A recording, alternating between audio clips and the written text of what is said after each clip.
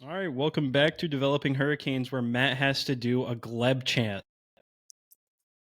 Did we get a We had a submission, and honestly, if I scroll back up far enough in our conversation, I bet it you I'd was the find it. Naboo one, right? It was, I think it was Return, Revenge, whatever it was, the Star Wars movie. I think it was the Yeah, it chant. was Yeah, the one that's at the end of, I want to say, Phantom Menace.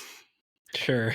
I regret to inform you that I did not rehearse and I do not know the tune. I will have to get back to you. I remembered it on my drive home and went, "Oh, I'm gonna do it. It'd be funny if I just sprung it on him and didn't tell him anything." So Yeah, like I definitely saw that and was like, oh hey, like I should probably learn that. Didn't. So sorry. Next time when I'm not traveling to Vancouver and dealing with family stuff.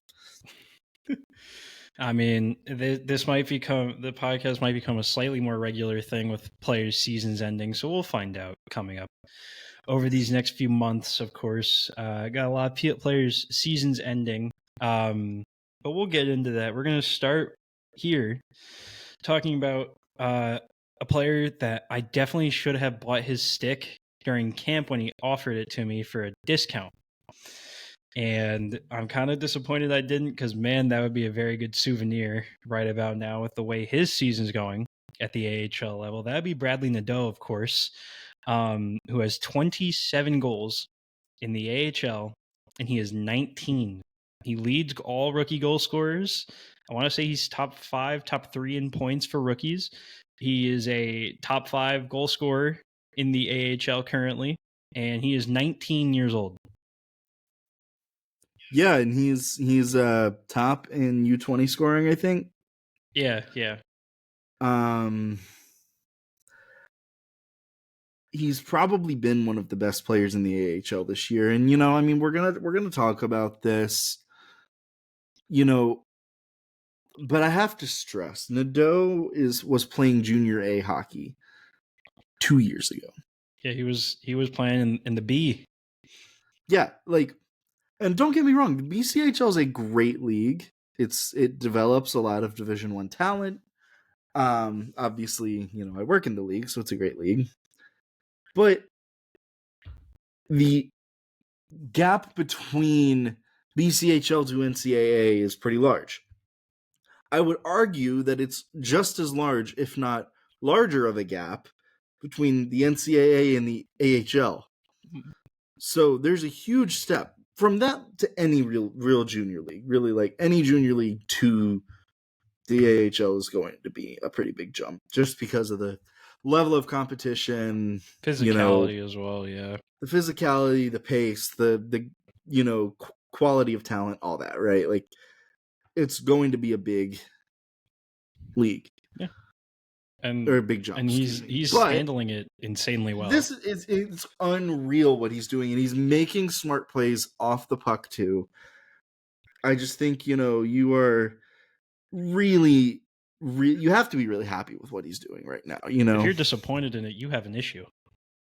Well,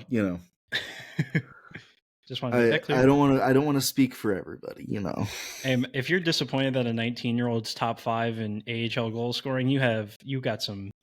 I don't know what's going on there. Yeah, little problem. Yeah, I also wanted to double check, but all-time U20 goal scoring seasons, he is tied with Patrick Elias, Yuri Kulik, and Joseph Cherney, if you know who Joseph Cherney is. I don't, but Elias had a great career. And Yuri Kulich is on his way to a great career as well. Is he? Okay. It's Buffalo, so I can't like project that, He's 20 years old. He's got so much time. He's a goal back of JJ Peterka, 2 goals back of Kyle Palmieri.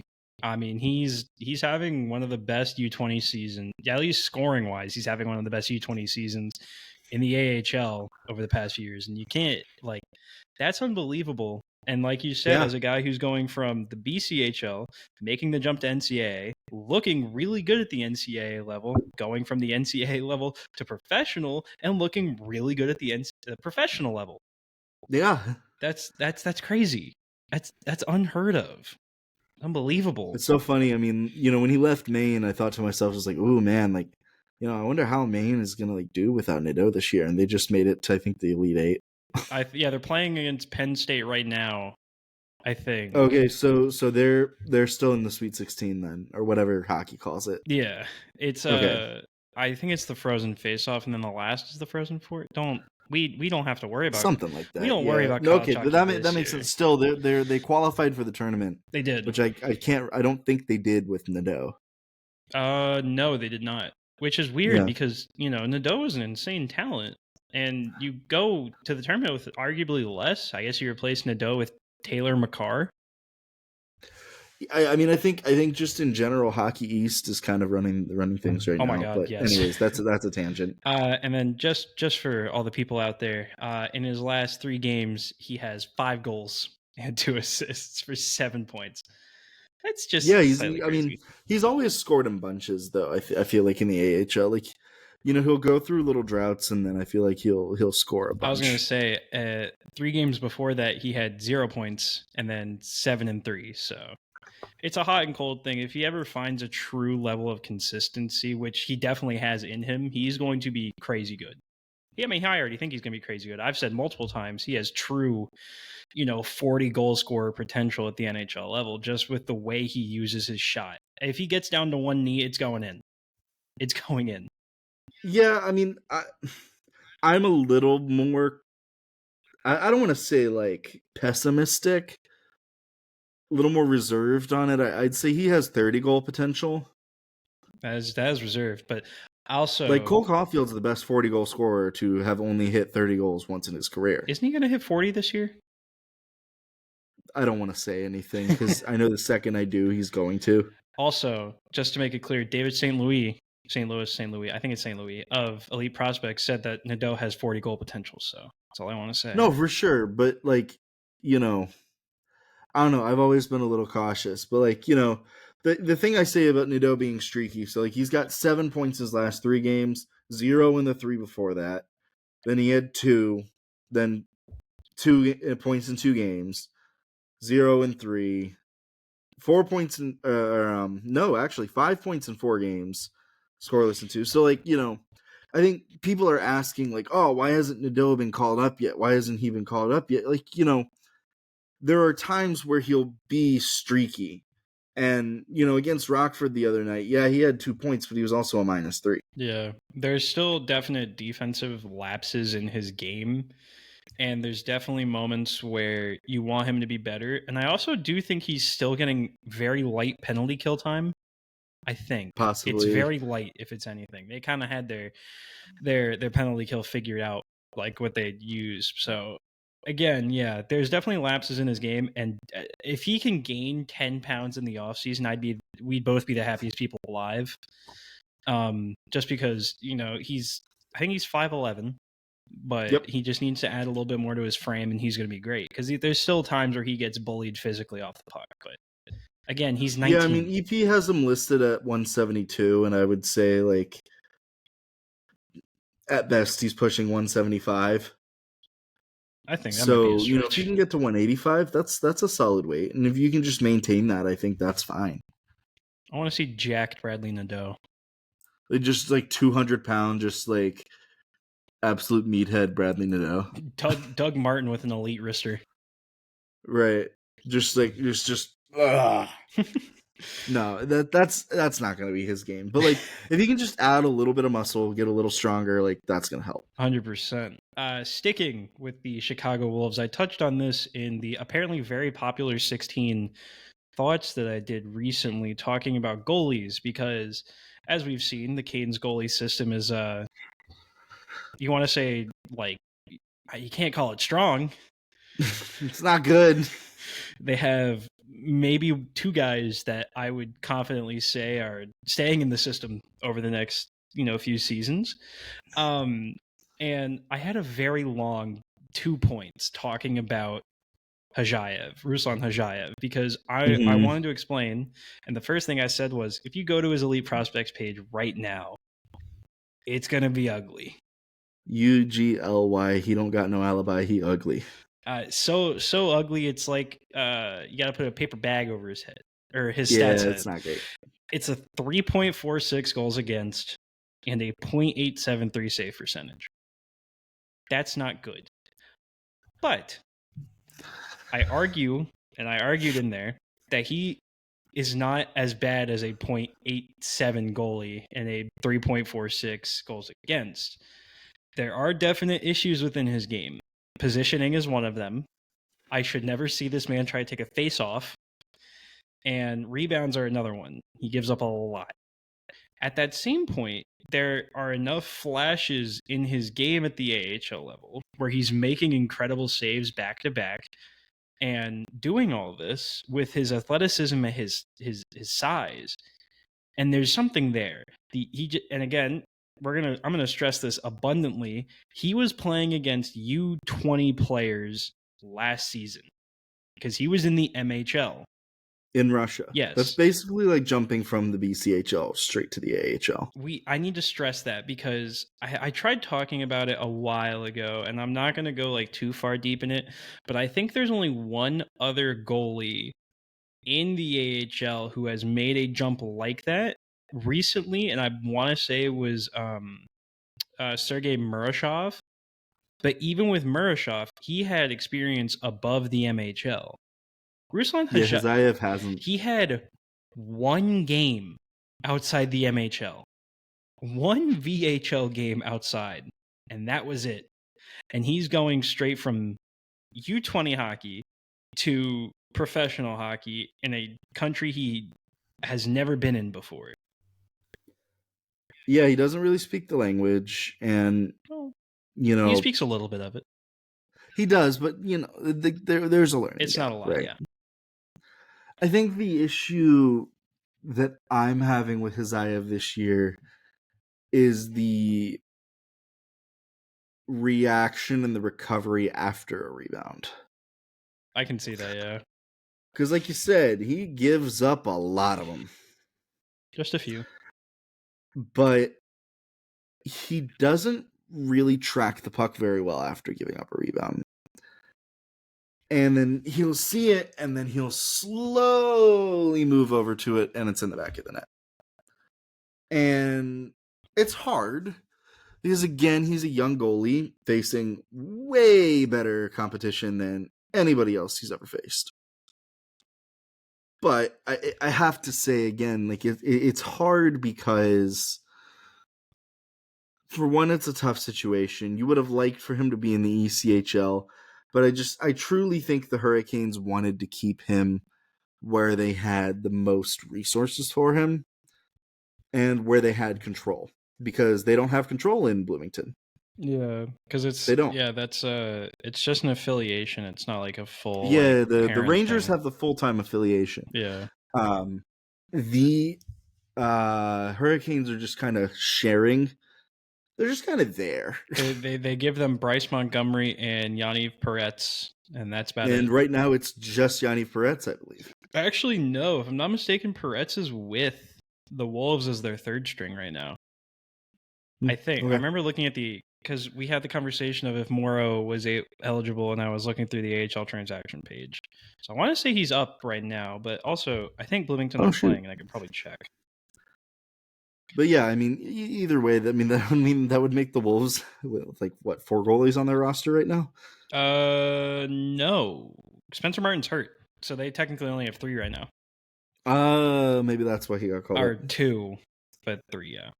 And no, he is he's with the team because right now it's somebody McKay and Kaskamir Kaskisuo as the backup. Throwback. But yeah, I think with Hazayev, it's, you have to remember, a lot of goalies don't make their debut until they're 23, 24 years old.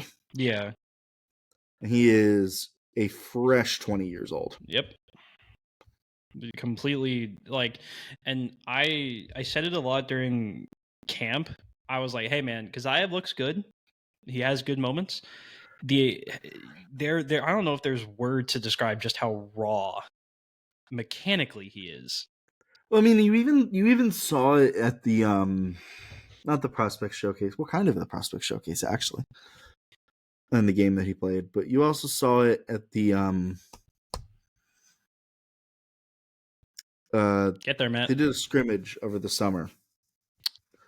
Oh, a dev camp. Yeah, we were there.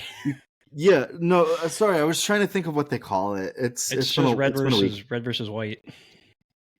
So yeah, you kind of saw like Velmikin was kind of outplaying him, and I kept saying to myself like, I see the vision here, but man, this kid is not a pro player right now. Yeah. And you know, I'd say in some ways he surprised me. He's done better in some ways than I thought he would. But at the same time, these types of results aren't unexpected for a goalie that's 19 entering the year. No, and that I always thought this year was going to look rough for him, especially with only the one ECHL game. It was always just going to be rough. But I do think Yeah. the full year of experience at the AHL level, even if he's not starting all the time, is perfectly fine. It's going to be ugly for him. His stats are going to be god awful. But the development is probably the best thing, where he gets the full year with the goalie coach, a full year in Chicago at the second highest level in North America. Now, because you brought him up, let's raise the question, because I still said number one prospect in the system is Hajayev. If you ask somebody, I guess if I ask you, who would you say, Hajayev or Velmikin? Because those are probably the two most prominent, which says something else. But who are you putting at number one? I would still say Huzayev. That's what I said. So, you know, I like Velmikin a lot, and I think he's a really solid goalie from what I've seen. But he's also, what, 22? 21. 21. Okay. So he's 2 years older than Huzayev. Yeah. Well, like, because I remember he was a double overager. Oh, he'll turn 22 in like a week or two. Yeah, so I was gonna say like he's roughly 2 years older. Yeah, somewhere around that. So he's good, but there's also the what is Hazayev going to be in 2 years argument. Yeah, I'm definitely interested in that. Well, one, I said it in the first place when he came over. I was very shocked that Minsk let him come. And then I saw how Minsk used him this year and went, oh, makes sense. Because he hasn't played a full game since January 12th. Yeah. He also had not been the backup from January 14th until March 3rd. Yeah, he's kind of getting Russia a little bit. I think Minsk is going to let him come back over again. I would certainly think so. If you let him come over last year, where he had a chance to at least be the backup, and then you let him come over here. He's been your third string and hasn't played in so long. Why not just let him come over again for a little bit? So yeah, I'm interested in that. But yeah, I said the same thing. I do really think I think Velmikin has a shot, because I think mechanically he's better than Hajayev, and at a higher level of hockey, because he's played, he played 12K, at least appeared in 12 KHL games this year, and has looked decent in some of those games. As Matt gets distracted by, I'm guessing, an intern. Yeah, he knocked something over. And he's played in a good amount of KHL games already. And from what I've seen in those KHL games, it hasn't been horrible. It's been fine. And yeah, I think in the one game that I've watched this year, he was fine. I can't remember. When did I watch? I watched one game where he went to a shootout, and he actually is really good in the shootout. I give him that. I also remember vividly watching preseason Dynamo Minsk games, which is a whole nother level of this, man. That's a level of sicko that I could not achieve. I'm sorry. There are still clips in my phone from like August of him playing in preseason games. It is unbelievable. Oh. I couldn't believe it myself, but yeah, I wanted to just touch on Hajayev and say, hey man, his stats look awful. He's not really that awful. Let's relax a little bit. Yeah, the goalie pipeline I think is still rough, and I think if there's one area that I would say the Canes struggle at drafting in right now, it's goalies. Yeah, I mean, I also who before Oh, we're going to Hockey DB! Yay! Don't ask how many goalies the Hurricanes have drafted. It is depressing. I just want to know in like the last 3 years. So last year was they didn't draft one last year. Year Yep, before was just there was Hajayev Velmakin and and Velmakin, Hazayev. and then Vondris, and Yep, then Hammerla, Quap, and and Naumov, who does not play hockey anymore. I'm pretty sure. I believe you're correct. I saw where he was doing something somewhere. I forgot where I saw it, but Yeah, as far as I know, Yegor Naumov is not playing hockey anymore. He like attempted a comeback, was terrible, and that's it. yeah, I just yeah, I I do feel bad for him though. Yeah, and I mean, you also look at it like since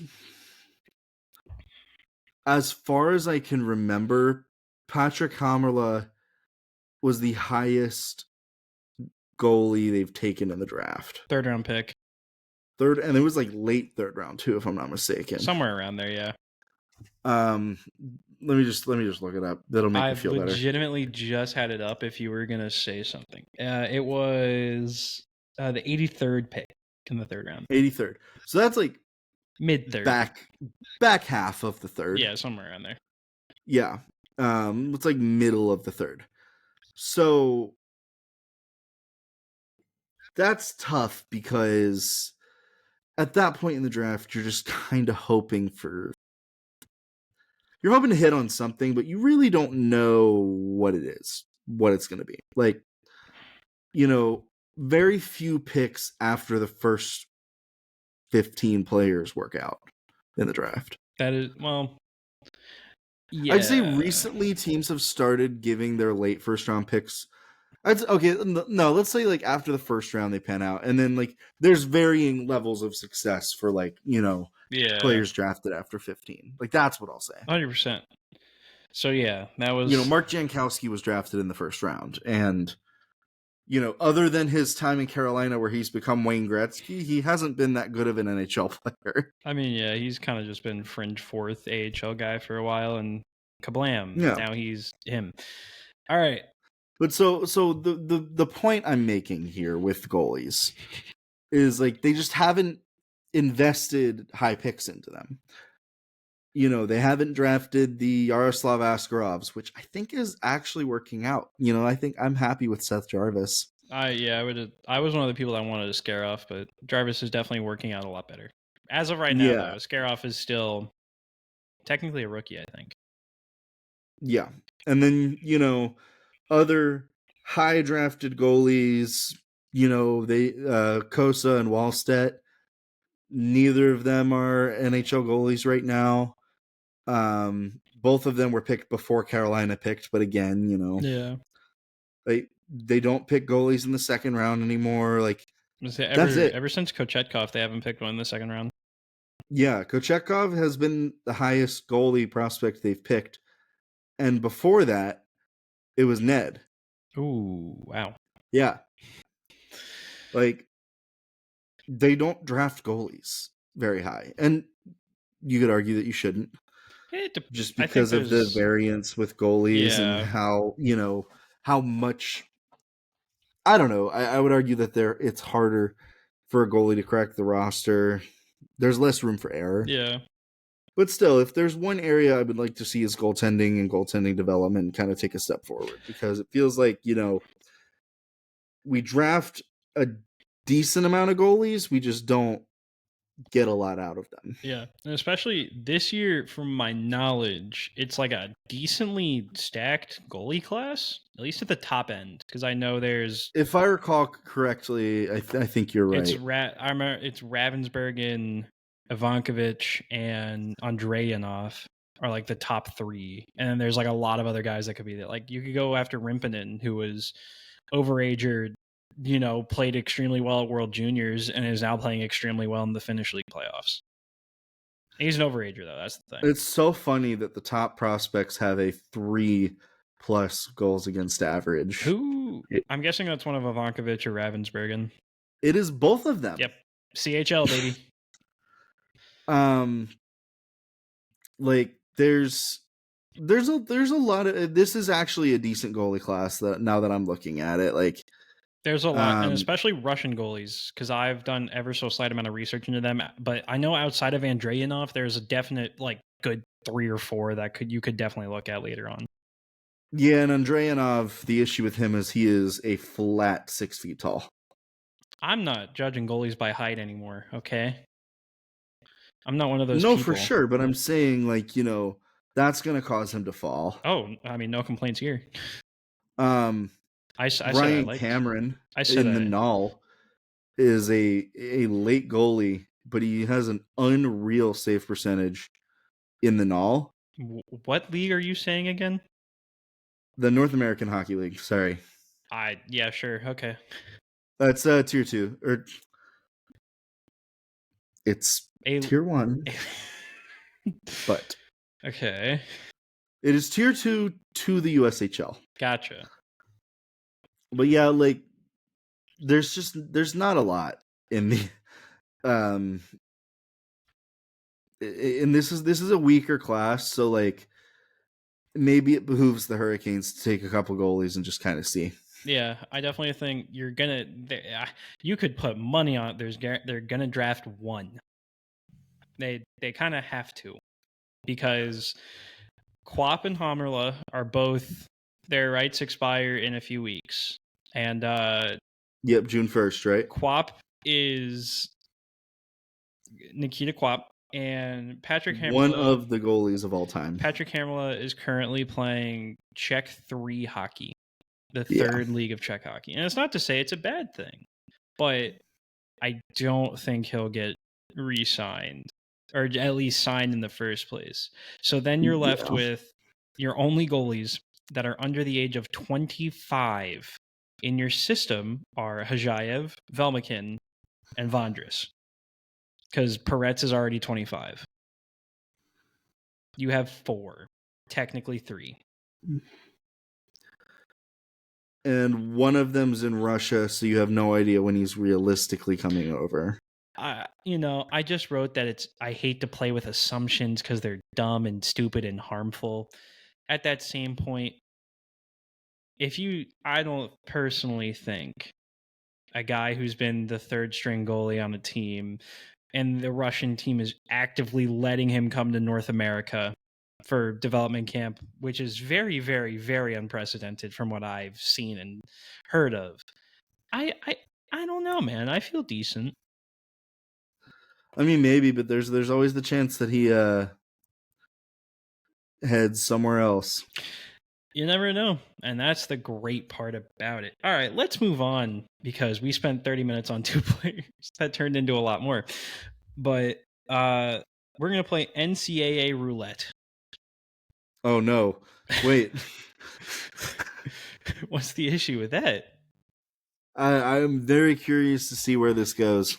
You got 3 players, technically 3 players, Hurricanes prospects that played NCAA hockey this year. Oh, I know who the third one is. Okay. What? Okay. It's the one who you would expect me to forget. Oh, yeah. Okay. So pick one of the 3. We'll talk about them first. I think we should at least mention that Lucas Mercury is not signing with the Hurricanes. There was that report, I think, from Daily Faceoff. Stephen Ellis, yeah. Yeah, and, well, that seems like a big deal. It's really not. To me, it's like the what was it, Top Gear, where the guy's like, oh no. Anyway.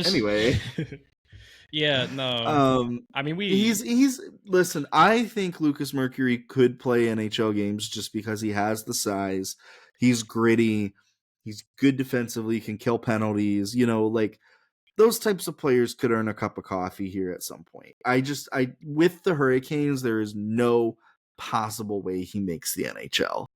I remember, just because of their depth, and that's just the fact of it. I don't know if you remember, but last time we recorded, we talked about NCAA free agents, and your big thing was that they never have foot speed. You know what Lucas Mercury's like biggest weakness is? Yeah, just skating. Yeah. So, like, we both made cases that maybe they sign him as center depth because their center depth is god awful. It's It is not great. you have Robitaille, who's flexed out more than center this year. You have Ryan Suzuki, who is 23, and then you have who was the other guy? I forgot the name. Maybe there wasn't another guy in the first place.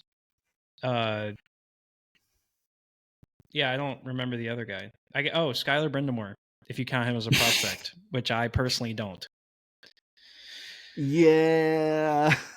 He's been better this year than I expected. 20 points in 60 games. Yeah. We're live. And then they tried Felix at center, but I don't want to say the experiments failed, but the experiment hasn't looked great. He's definitely better as a winger. Yeah. His NHL ceiling is much higher at wing than it is at center. Yeah, I would argue he doesn't have an NHL ceiling at center just from how he's played. I mean, maybe he's Marty Necas and he takes a face-off every 4 games. You'll know. Ugh. But yeah.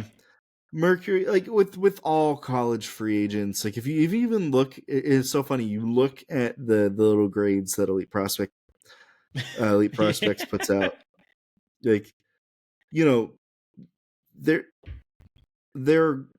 They do really good work over there, right? Yes, 100%. And while I could have some qualms with some of their rankings and whatnot, if you look at it, every single one of them gets a 4 skating. 4.5. I think the highest I've seen is 5.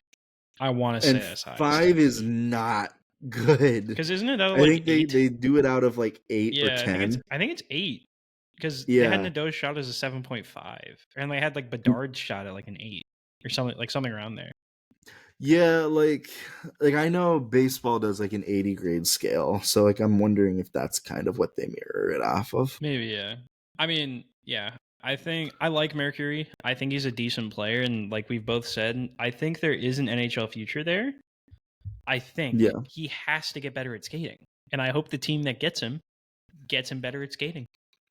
Yeah, and it's just again, it's just will he get a cup of coffee? Probably. I don't know if he sticks. I personally believe that if his skating improves to NHL maybe standard or slightly below, he could stick. Because again, size, grittiness, teams are going to see that and their eyes are going to pop out of their head like it's a cartoon. They're going to get their head's going to turn into a train whistle. Their head's going to turn into a train whistle. Right. I mean, you 6'3", 215, physical around the net, physical in general. My God. Well, and I think the next player we can talk about, just because I think we can spend very little time on him, is Michael Emerson. Okay. Now, Merrimack was mid this year, and they were the definition of mid, but they were also in a very, very tough conference. Hockey East is hell. Hockey East is unreal this year. They have, I want to say, out of the 16 teams, they might have had 8 or 9. They had a lot. Here, let me count. They've had UMass. Yep. Providence, Maine. Yep. BCBU. Yep. UConn. Yep. Did I say Maine already? Yes, you did. All right, so 6. Yeah. I mean, 6 out of 16 is unbelievable for one conference. Yeah, they're putting up SEC numbers for the NCAA March Madness. It's unbelievable. And also with Emerson, he missed a month of the season, if I'm not mistaken. I couldn't tell you what for. Maybe he didn't miss a month and I'm no, he did. From December 14th to January 1st, he just was absent. Wait, that might have been college. That might have been break. Oh, wow. Okay. Yeah. I don't know how to phrase this, but they also flexed him a lot. He was up and down their lineup. I'm seeing games of 8 minutes, but then I'm seeing games of 16 and 19. And he played center. They had him between center and wing, and at center he wasn't even that bad. I think he was close to 50% faceoff wins. Yeah, and I mean, I think with Emerson, it's gonna take. You never want to say never, He needs more You know, time, 100%. he is going to be one of those players that you just kind of stick for 4 years and just see what happens. Because, like, realistically, like, could you get an NHL player out of him? Sure. Yeah. Are you going to? More than likely not. You never know. Like, yeah, he's got decent skating. He really hounds the puck. He has a Um, pretty decent shot. I remember that from Dev Camp.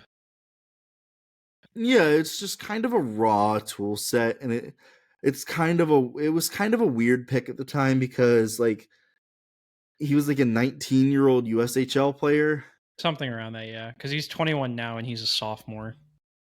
Yeah, and I don't know. It's just like you give him 2 more years at Merrimack and just kind of see what happens. But I don't know. And that's the great part. It's actually been nice recently not really having to watch college games. Not that I don't like college hockey, but after, especially after spending a lot of my time in the morning either in class or watching VHL hockey, like, and when it comes to, I'm like, gonna say NCAA is probably an improvement over VHL. maybe, but it's like it comes to 8 o'clock, and how badly do I really want to watch more hockey? Like, That's I fair. start, like, if I start watching at like 6, 7 in the morning, which I do, because I'm normally in the gym at 6 or 7 in the morning, and while I'm doing cardio, thank God some of these rushing games normally play then. Now tomorrow's a different case, because if you think I'm waking up early tomorrow, you're hilarious, and I know that 90% of the games tomorrow start before noon. That's stupid. So yeah, Emerson's a weird case. I think he, like, another, maybe he keeps improving. I kind of want to see it. We'll see what happens. Maybe Merrimack gets better. That'd be great. I think it'd be cool. Well, they have 2 commits from the Coquitlam Express. The best team in the So, BCHL? Yeah, Dude, let's the go. best. Nice. Yeah. It's always great. Let's talk about Yeah, Jimmy Dodig and Thomas Soko, both Merrimack commits. great last name, Dodig. Oh yeah, brand new to us too. I did see that. Signed right out of the high school that Ryan McDonough played at. The guy who just played 1,000 games, just recently played his 1,000? That same player. Wow. Mm-hmm. Stanley Cup champion. Okay. You heard it here first. And then Thomas Zoko played for the Long Island Gulls. I am sure somebody has come from them. Sure. Let's talk about old teammate of Michael Emerson on both the Chicago Steel and the North Dakota Hawks, Fighting Hawks, I think that's their actual name. Yes. Jaden Perron. They're no longer the Fighting Sioux. Oh, man. I still call him that from time to time. Yeah, we have Jaden Perron. Now, okay. Weird season. Because this was the first time in his career, and you can quote me on this because or at least his college career anyways. First time in his college career he has ever missed games due to injury this season. Yeah. And he missed a month of game time, which that's a lot of ice. That's 8 games. That's because they played back-to-back weekends.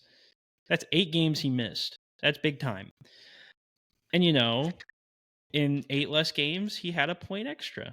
That's always nice. With Perron, I like a lot about his game, and you can see the vision.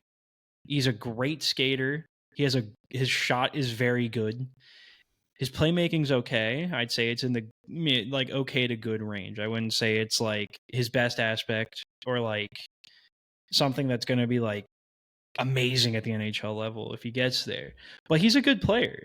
And again, people are going to see 5'9" and try and throw something at me, but please don't. I like a lot of what I saw from him this year. The injury sucks, and now, as I talked about a little bit Wednesday because it's going to go up Saturday, but I talked about it a little bit. I wonder what's going to happen with him because their head coach got fired. He did. I think there's a very real possibility that he transfers. I think there's also a very real possibility that he stays. 100%, yeah. And the reason why, Do I need to let me fill? make I was sure gonna I'm say, not. am I gonna fill time here? The reason why is so North Dakota is a 5.5 hour drive to Winnipeg, where he's from. Oh, that's. So I mean, that's still a long drive, but It's a long drive, but it's a lot closer to home than any Hockey East school. And really, there aren't many Minnesota schools in northern Minnesota. yeah, I have no idea where University of Minnesota is, Most of them or are Minnesota State actually. Minnesota State. Isn't that Nikado? Yeah. Mankato? Mankato sounds more correct. Well, I can tell you. Hold on. I think it's Mankato. I have no idea. Como won 3-1, by the way. That's without Poirier. Mankato is south. Oh, not even close. Okay, good to know. Yeah. So I think, if Perron stays, it's partially to be closer to home. And more power to him. I think that's something you should do. Especially as a Canadian player, a lot of people forget because, he played in the USHL, but he is Canadian. Yeah. So playing at least semi close to home, because really there's nothing close to Winnipeg. Yeah, that's true. But North Dakota is close. And so I think that, if he does transfer, I think that'd be good. I don't know if North Dakota is the best fit for him, but I totally understand if he just wants to be close to home. I think it also depends on who their head coach is going to be. I know they just closed. Also very true. They just closed applications, which is always weird to hear that you can just apply to be a head coach if you have the experience. But if you, none of my calls have been returned. I mean, that'd be an elite bench right there. Matt Soma and the interns just running the bench at no deck. Yeah, right. Just I don't know. So I won't go on too much of a tangent. But I went on so at our top 40 rookie camp for the Express, you're not required to. I like to be on the bench because I like to kind of get an idea of what the players' personalities are, right? Yeah. And so it's start of the third period, we're up 3-0. And all my team is looking at me to do a speech or something to motivate them. And I'm looking back at them just you guys go do it. I was I can't tell you hey, here's who's doing a great job and who's not. I can just tell you hey, this is what I want you guys to do. And I said, I said I'm horrible with speeches. Just keep playing the way you have been because it's working. Don't make stupid mistakes.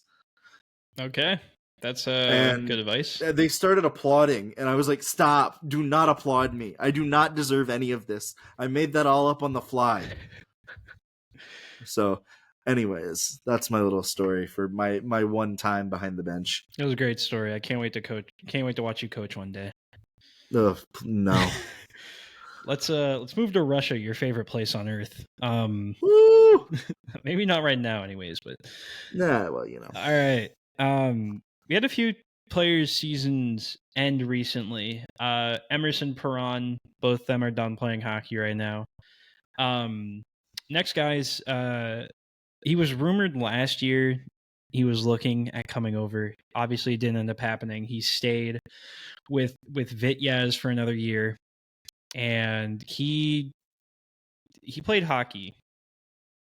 Certainly did. He's such a weird player to talk about because last semester, because I had a lot more free time last semester. Whenever I got back to my apartment and I would sit down and I would be like, all right, it's, maybe noon or it's 1 o'clock or it's 11 o'clock. I don't remember specifically. And I'm like, I can watch a KHL game and get some good viewings. And I would look and it would be Vityaz and Admiral. And I'd go, really?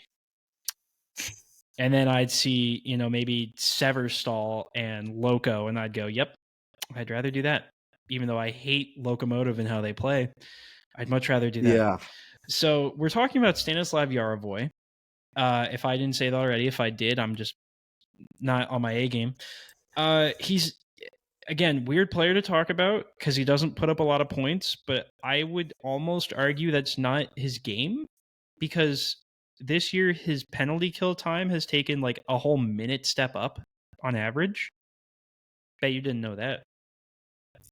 I didn't. Yeah, he's turned into like a decent penalty killer for Vityaz, and maybe that's because he plays a fourth line role. But his 200-foot game is good. I think his shot is decent, but he doesn't use it. He has the I'm scared of shooting disease that a few Canes prospects have been afflicted with over the years. Hello, Ryan Suzuki. Uh, Damn. am I wrong? I would say this year he's been better at shooting. He hasn't shot a lot more than he has in the past. I mean, he might have 10 goals this year, which would be a record. No, he has 9. Never mind. So close. But yeah, no, I like a lot. I like parts of Yaravoy's game. And I think there's definite moments of like, okay, he could, maybe be a very effective, fourth line guy who kills penalties for you. Maybe chips in like 15 points a year, something like that. Yeah, we were talking offline like before this about like how Jackson Blake has been like kind of like a process, not necessarily a results guy lately. Where like he's been creating a ton of chances, but the results may not have been there. Yeah. I say that knowing that tonight was a 3-point night for him. Yes, sir. But for guys like Yaravoy, like he does a lot of the little things right. He's not a flashy player. And killing penalties is great. Like, don't get me wrong. My issue is he's 5'11" and doesn't have an elite offensive trait. Like, that's not somebody I'm gonna really stake my claim on. Yeah, but I mean, isn't there a lot of guys you would think at the NHL level that are slightly smaller that play on the fourth line that kill penalties that don't have a dominant offensive trait? Yeah, but they did at one level. Oh, fair enough. Like, the thing that you don't realize is like, like even like look at Steven Lawrence, right? In his like breakout year in the AHL, like he proved he could be like a dominant player around the net. And I would argue he'd always kind of shown that, but anyways, like Yaravoy to this point has not shown me that he has an elite trait. That's fair. So that's why I'm like, yes, like he could sign. I almost wonder if he takes a deal with another KHL team for a year and just kind of sees what happens. Maybe, but I also wouldn't rule out he just comes to North America and plays in the AHL, and if he doesn't like it, he goes right back. Alexander Pashin did it. He's pissing me off recently because Severstal. Yeah, he did that to me frequently. Severstal is playing Spartak right now, where Pashin plays, and Pashin has turned into a penalty killer and a very effective penalty killer for Spartak. I refuse to believe that. He was one of the most single-handedly most useless players I've ever seen. I'm being so serious. I want to say today he scored a shorthanded goal all by himself. To me, like for context, like there have only been, I would say, 2 prospects the Hurricanes have ever had that have made me want to turn the game feed off. Can I guess one of them? You can guess both of them if you would like. Do they both start with Alexander? No, I don't know who the other Alexander would be, actually. Oh, I guess. Oh, not Pelovin. Pelovin just made me fall asleep. It was one of the I didn't want to turn it off. It was just he was boring. Who was the other one then? No, like actively like frustrated enough to the point where I considered just being like, forget it. I don't care about watching any of the other prospects on the ice. I'm trying to think what it would be. He is no longer in the Hurricane system. Draft year? Even though I don't think he was not drafted by the Hurricanes. Oh, that really helps. Sorry, my wife got a kick out of that one. Do you want another hint? Yeah, sure. He was drafted in the first round.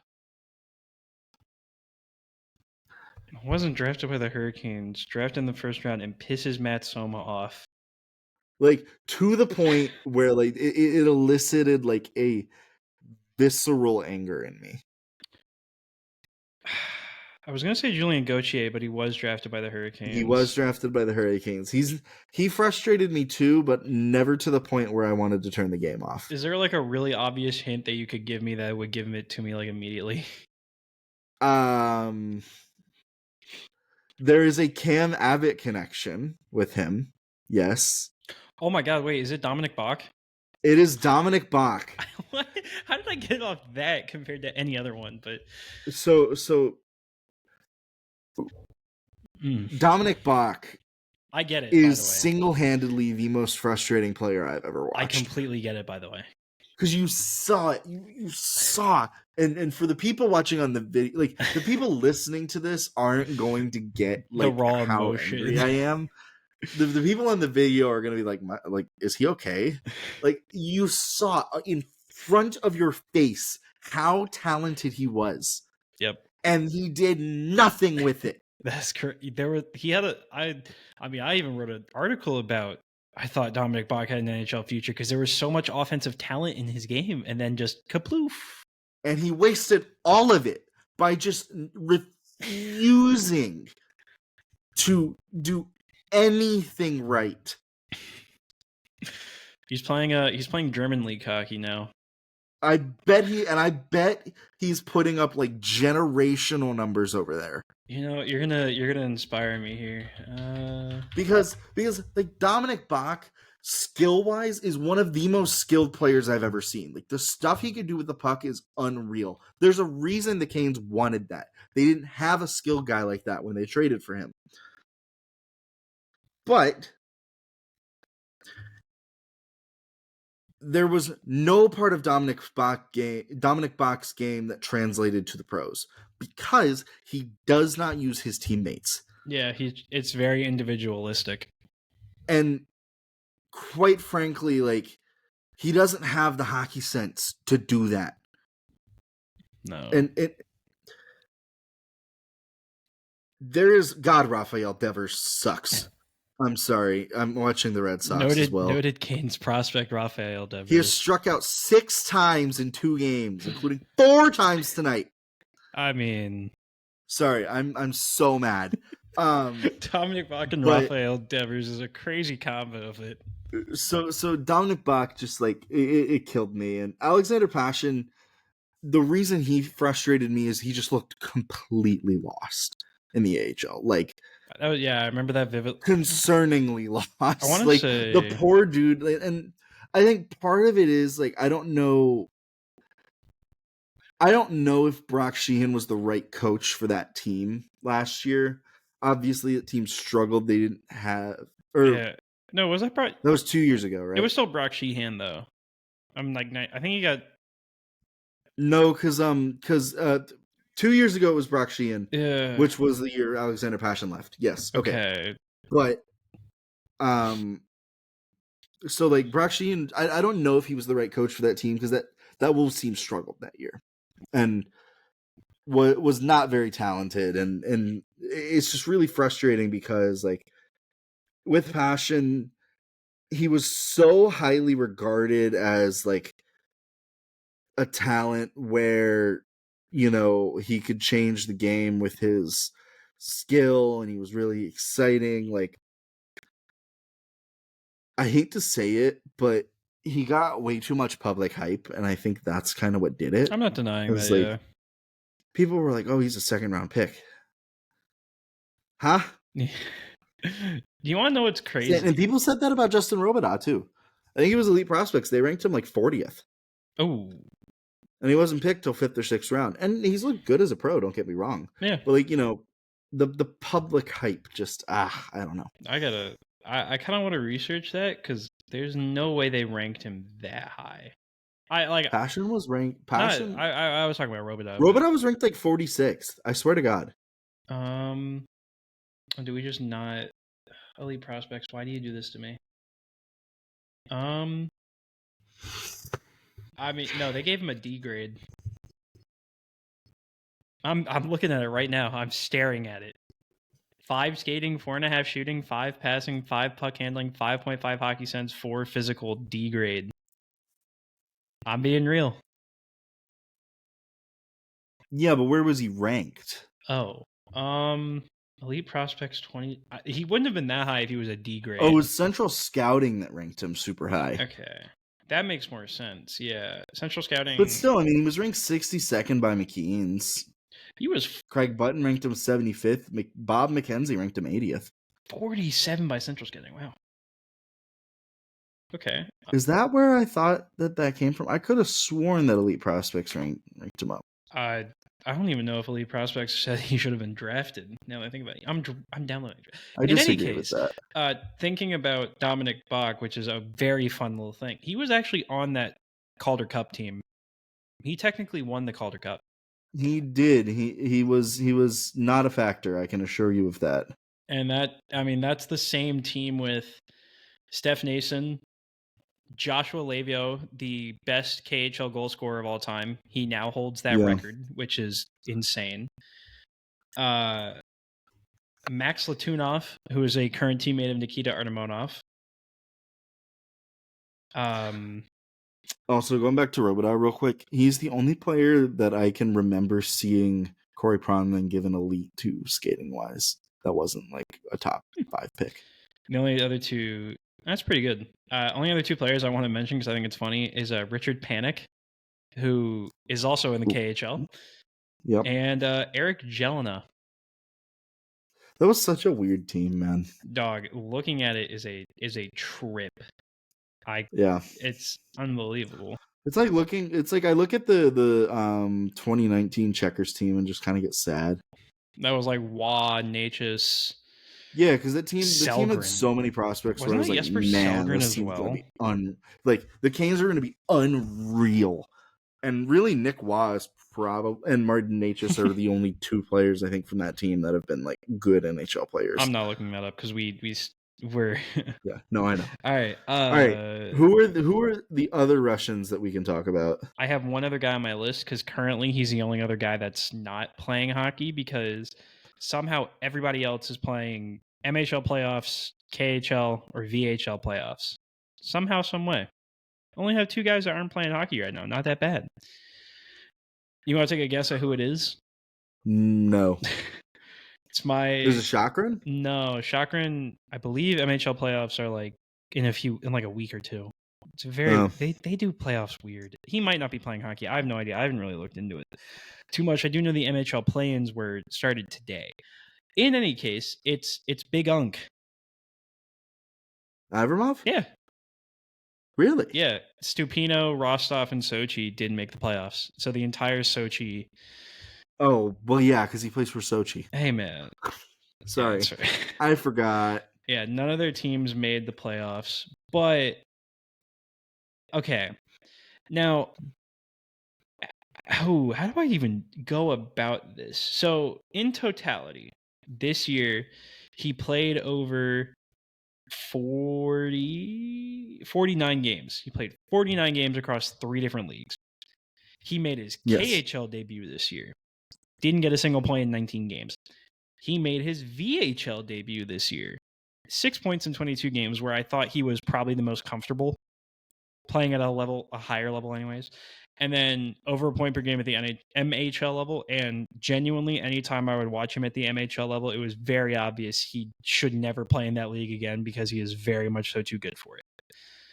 Yeah. I like Avramov. I've said this a few times. I think there's potential there. You have a big guy who knows how to use his size at 19 years old, and he's a young, well, at least right now he's a young 19-year-old because he's not 20 until November. I think I like him. I think this year he got, I don't want to say a different word, but he got screwed. He got Russia'd. That's what I should have said. Yeah, I mean, yes and no, because, I mean, he didn't really spend that much time in a lower league. And, I mean, like his KHL ice time, like, I'm looking at it, 8 minutes here, 0 minutes and 2 games. I was going to say, keep scrolling back. You're going to see the games in January and December. Read them out for me. Yeah, 3 minutes, 4 minutes, 6 minutes, almost 6 minutes. Uh-huh. Even in the VHL, he wasn't getting a lot of time. 2 minutes. All right. I mean, yeah, like he wasn't getting a ton of time, but Sochi also is terrible and just very poorly managed. So like he started the year, it's so funny, with 3 points in an MHL game, and they were like, "Cool, we're gonna call him up," and then like refuse to play him. Yeah, I remember that because I remember him getting called up, and I remember in their posts they were like, "Dude, it's Uncle Abramov, and he's making his KHL debut," and I was like, "Uncle?" I Which was apparently is like a show over Yeah, there. it's a Russian show. It's Uncle Fyodor. Yeah. So I just think that, again, this is a player who, if he plays for Sochi next year, like I think he he should. might do really well, but just due to the lack of talent on that roster, it's possible that, again, results maybe not necessary, or the process will be there, just maybe not the results. Okay, yeah. Just to point out, I wonder if I can pull up. No, that's only next year's. Oh God, next year's roster. This year's roster. I mean, we're talking about Will Bitten. We're talking about Dimitro Timashov. We're talking about, I want to say, or Alexander Yakemchuk played there. Yaremchuk, sorry, tough name. I was gonna say, I think I didn't know Yakemchuk had a brother. Yeah, but to be fair, they somehow get the best young goalies in the league every time. I give them that. I mean, you got to be good at something. I mean, this year they had Igor Zavragin on loan for a little bit. They had Yevgeny, Yeah, he's currently KHL starter or SKA starter. Sorry, right. and he's actually a really solid goalie. I think he's going to be really good, and you'll never believe what prospect system he's actually in. What team? Zavragin Flyers, Yep, right? the team that Russian goaltenders love. Yeah. Well, so for context, for people that are like, well, why is this team just so poorly run? Like, I can't speak to like if this is factual or not. I just like this just is how it feels to me. Is it feels like certain KHL teams are like feeder teams for the better KHL teams, and Sochi kind of falls into that category. They're the Tampa Bay Rays of the KHL because every time the Rays get a good player, they are traded before they get paid. There was a fun fact. I remember saying this during the draft. He was one of the first players drafted from that Capitan Stupino's system since it was another Hurricanes draft pick. Take a wild guess who it was. Kochetkov, right? Correct. Kochetkov was the last Capitan Stupino graduate to play or to get drafted from Capitan Stupino, which is a stupid name to say. And then it was just Avramov. So it's not like they put out a ton of talent, but even then, Kochetkov moved on to a bigger team. Yep. And Avramov. Actually, I would argue that he didn't really. I mean, in all technicality, Torpedo is bigger, but like Torpedo's the bigger and better team here, buddy. We're not going to argue this. Well, so he first moved to Vityaz, which did nothing for him. That is correct. Actually, no, he was with SKA first. I'm like, yes, he signed with SKA, was traded to Vityaz, then finished his KHL career with Torpedo. Yeah, I remember the Torpedo year. Yeah, nobody remembers his Vityaz time because he didn't play. Sorry. No, you're fine. I just wanted to double check. Yeah, he was with SKA first. Oh, never knew. He played like 9 games with them. 6. No. Well, but yeah, that was there's something else I was gonna say there. Oh yeah, well technically now he's an Avangard Omsk player. Kochetkov? Yeah. Technically, because his rights got traded to Avangard from Vityaz. And Gleb's rights are with somebody. Hajayev, sorry. His rights are with SKA. Who did Gleb get traded to? I don't care enough. I was gonna say I'm not picky. For Avramov, we see the vision. Sochi, for the love of God, just play him a little bit and maybe get like a good guy around him, please. Just one. I mean, are we counting Jesse Graham as good? Who? That might answer my question. Like, see, with KHL teams, I love them because there's always one guy, one guy that played NHL hockey maybe It's always 5 like years one, ago. like, oh yeah, Him. For me, it was Will Bitton and Alexander Yaremchuk for that team. Yeah. There's always a few on every single team. Like Severstall, Mark Barbiero. Wow. Like there's just a whole thing.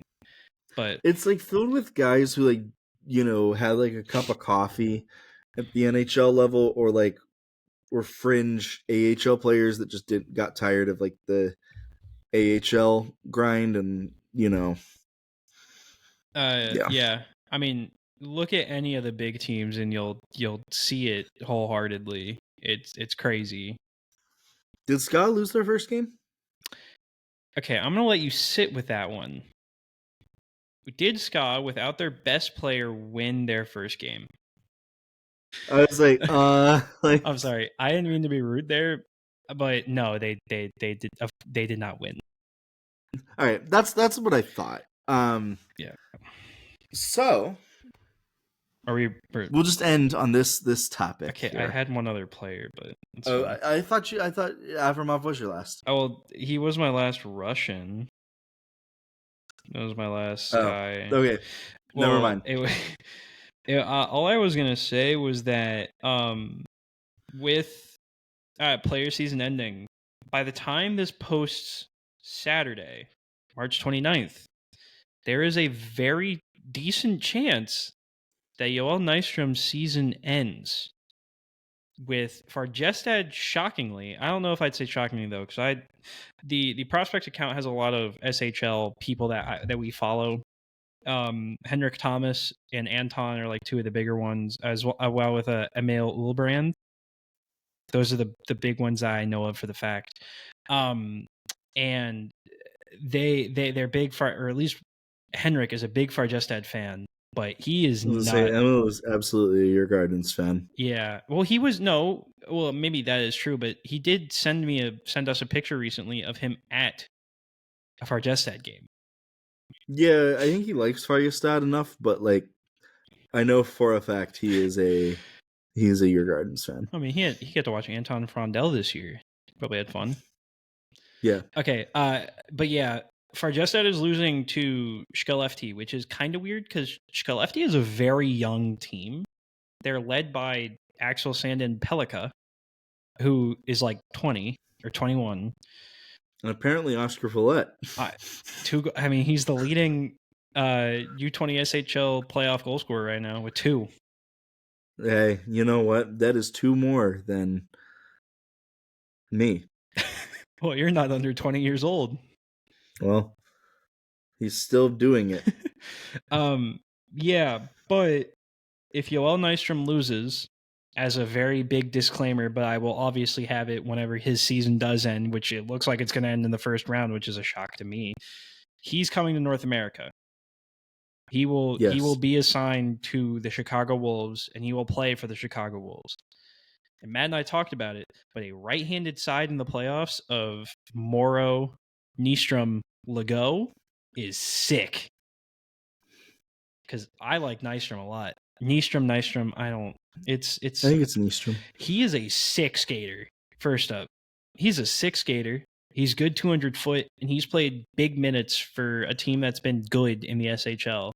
They like him a lot, but he's signed to an ELC, and his contract's up with you. So, yeah, I think this will be a good opportunity to kind of maybe not try out for next year's team, but kind of. Yes, but I'd also imagine that it'd be a little it would be just a little, because I don't want to say Morrow is shoehorned into the right-handed defenseman opening that's coming, but Chatfield still has years on his contract, and he's good. Walker still has years on his contract. He's good. Brent Burns is Brent Burns. That's all I will say. And his contract's up.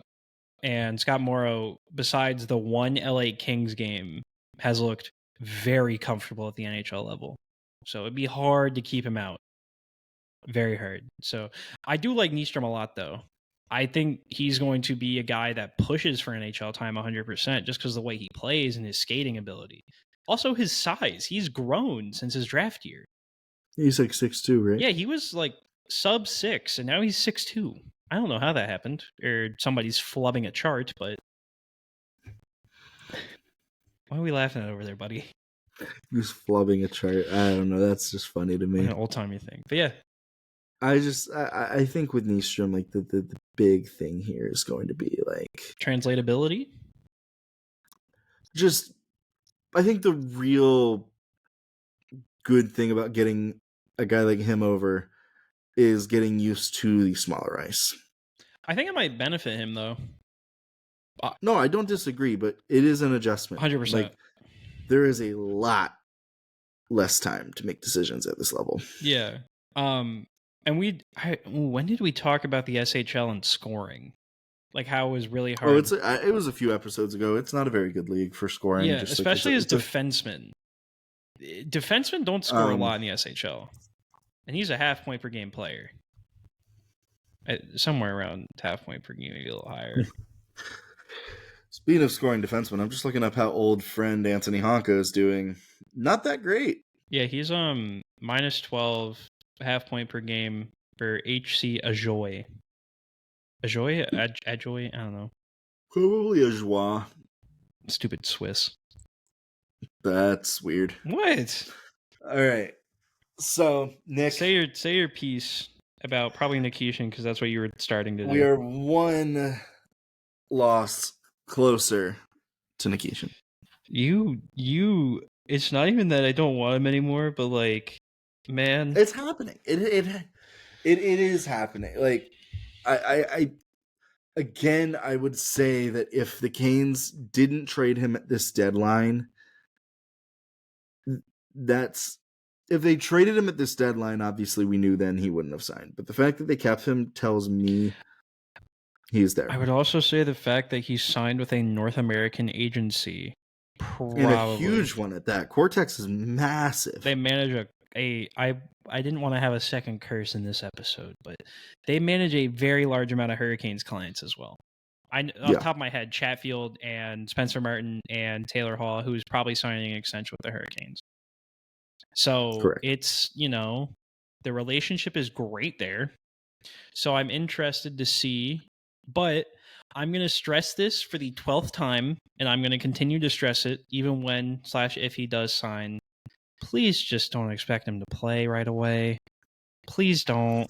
You're gonna kill my heart because you people have unrealistic expectations. Yeah, I don't know. Bro, okay. Words. Now here's the thing. My big example right now, Scott Morrow played awesome over the time that Dmitry Orlov was out. You know what happened when Dmitry Orlov was fully healthy? Immediately back into the lineup, no questions. There are some things that Morrow did that I can understand why. Like, he needs to know to not take it 1-on-1 or 1-on-3. Take the puck into the zone 1-on-3. You don't need to do that. Just dump it in. Mm-hmm. I understand why Rod prefers his veterans, especially when it comes to playoff time, because playoff experience does matter in a sense, but I don't know. You don't keep one of the best prospects in hockey down just because you want to give Dmitry Orlov 20 minutes a night. I will say, if he beats out Dmitry Orlov, which is a very real thing that can happen, Nikishin can just look better in practice. At that same point, I'm not putting any stock into it. I've assumed for over the past year, if and when he signs, It's going to be a debut opening night next year. I think they get him in one game. That also would have SK losing and them getting the fastest, and I truly mean fastest visa process known to mankind. Well, I think the issue is, I think even if it's a playoff game, I think it would still slide as ELC. So I think that's something to consider. I believe a year. Or not slide, but it would burn a year. No, That's what it burns a year no matter what. So he'll sign 2 years, but because of other factors that I couldn't tell you because I'm not smart enough to know the CBA back and forth. Shout out, is it Earl Schwartz, who works for the Hurricanes, that got hired because he knew the CBA back and forth. The GOAT. He is. Yeah, Great guy. he very good at what he does. He knows a lot more about it than I do, but I don't know anything about the CBA, but I've been explained by people that it's going to burn no matter what. So he's going to go into next season with a 1 year anyways. Good. 1 year closer to locking him up to 8 years. Yep. Maybe. All right. Once again, happy Nikishin Day. You keep keeping me up past my bedtime, Matt. Yeah. Even though I'm not going to bed, but I was going to say it is a Friday night, my friend. Yeah. I was going to say the Express are playing currently. I mean, that's a big deal. It is. Okay. Thank you all for listening. We'll probably be back in like 2 weeks when more players' seasons end, and something will probably happen. And when Nikishin signs. I don't really have anything to. Yep. Oh shit! That was I said the wrong thing. Whoopsies.